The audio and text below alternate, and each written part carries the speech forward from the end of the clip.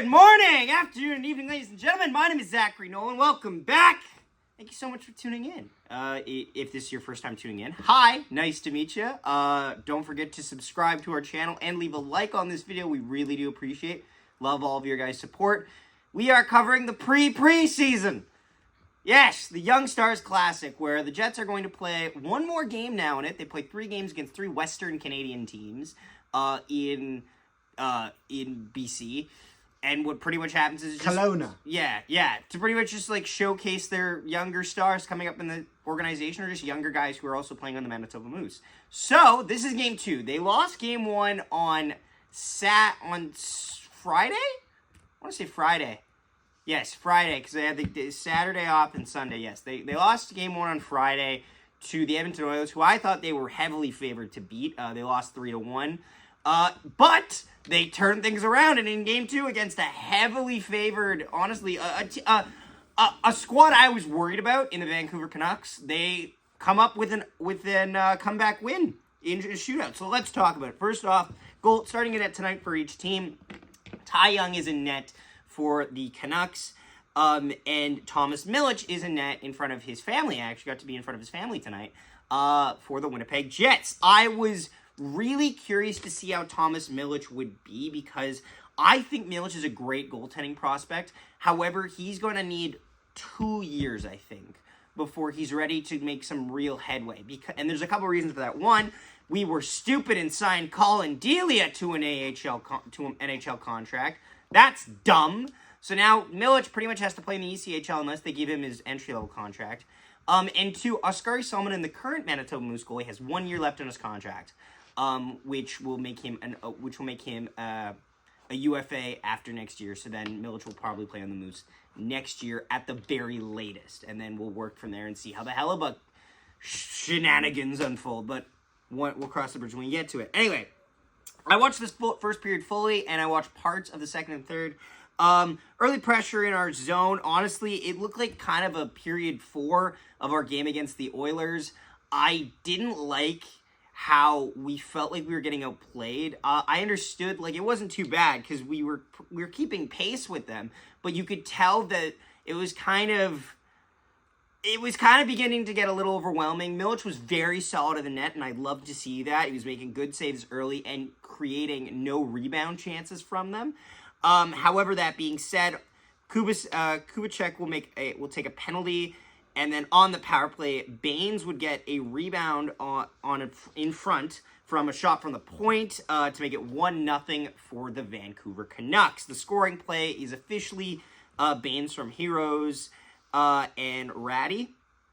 A power play goal. Both of Vancouver's goals would be on the power play. So, not to harp on something I talked about yesterday, but again, if you're giving younger players the opportunity on the power play, sooner or later, they're going to connect against you. Being badly outshot, a couple looks, Milic looks good, and living in our own zone was pretty much all I wrote down for that first period. And it's worth noting, the Jets got outshot 17 or 18 to 7 in the first period. That is more shots against than more shots we had in the entirety of Game 1 against the Edmonton Oilers. That's just not a good stat. But that being said, they adjust. They adjust a bit. There's a lot better chances I saw in the second period. And also, I wanted to point out, Nikita Chibrikov looked a lot more present in this game, and I was happy. There were plays where I could tell he was really trying to create offense. He's struggled to get on the score sheet so far, but he has been making more of an impact on the ice. Also, really happy with McLennan. I like McLennan. He's currently signed for a 2-year contract with the Chicago Wolves. However, the Winnipeg Jets can still sign him. It's just now that if the Winnipeg Jets choose to offer him an entry-level contract, if he is demoted down to the AHL, he will have to check in with the Chicago Wolves instead of the Manitoba Moose, but his rights will still be owned by the Winnipeg Jets franchise. But anyway, better chances, and then on the power play, again, McDonough left way in front in the circle, fires it home. Heroes also getting an assist on that for his second point of the night to make it 2-0 for the Vancouver Canucks. And that's pretty much all I had for the second period. The third period, the Jets need to come out with pressure, and they do for the most part. They do enough to warrant this. They get a couple power plays, and then off a D-to-D pass and the shot off a flank, it squeaks behind Young, and Jacob Julian is waiting for it to just tap in. It's to make it a 2-1 game. Jets on the power play. Julian from Salmonson and Lundmark. And then not too long after that, the Jets would tie the game with Colby Barlow getting a goal. A great little play where the puck gets sent down the ice, sent down in the zone. Torgerson fakes like he's going to go behind the net, sauces the puck out to Barlow, catches Young kind of asleep at the wheel, gets one pass to tie the game at 2. Barlow from Torgerson and McLennan is the official scoring play on that. And then we go to the end of the third period, and the shot count is 39-27. Not for us. And again, I cannot stress this enough. The Jets' ability to invest in very solid goaltending depth for the future is something I vastly appreciate. Because even when the Jets' systems sometimes fail, the goaltending can patch the holes. And that has been completely evident in the last 2 games, where both games really could have got out of hand if left to maybe a more inexperienced goaltender. But both games were somewhat close, one being a 3-1 game and one being a game that ended up going to a shootout. In overtime, there's not a lot there. We get a chance in overtime on the power play, and it's we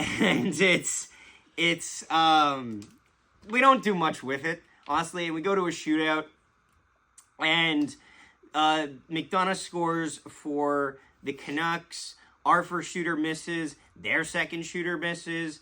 Barlow scores to tie it up. Their third shooter misses. And then Danny Zilkin puts the game away with a rocket shot, which makes you just wonder, hey, can he play more than third-line minutes in a Young Stars Classic? Because, you know, he's better than a lot of people there. I really like Danny Zilkin. And yeah, that would pretty much give the Jets a 3-2 win in a shootout. 3 stars of the game. I got to go first star, easily Thomas Milic. 39 saves for Milic, including overtime. Easily kept the Jets in this game when they got knocked down a little bit in the 2-0 start. Second star would have to give it to Colby Barlow. Goal and a goal in the shootout. Definitely impactful on the ice. And third star, tough to give here. I will give McLennan the edge, though, because it was my first time seeing him out there, and he looked really solid out there, and I would like to see more of him. So yeah, last game of the Young Stars Classic is tomorrow at noon against the Calgary Flames, and we'll see when we get that one up. And yeah, thank you so much for watching. Don't forget to leave a like on the video and subscribe. And let me know down below in the comments your thoughts on this game, because it was fun to watch the Jets win. See you next time. Connor, the old Spencer top for Connor.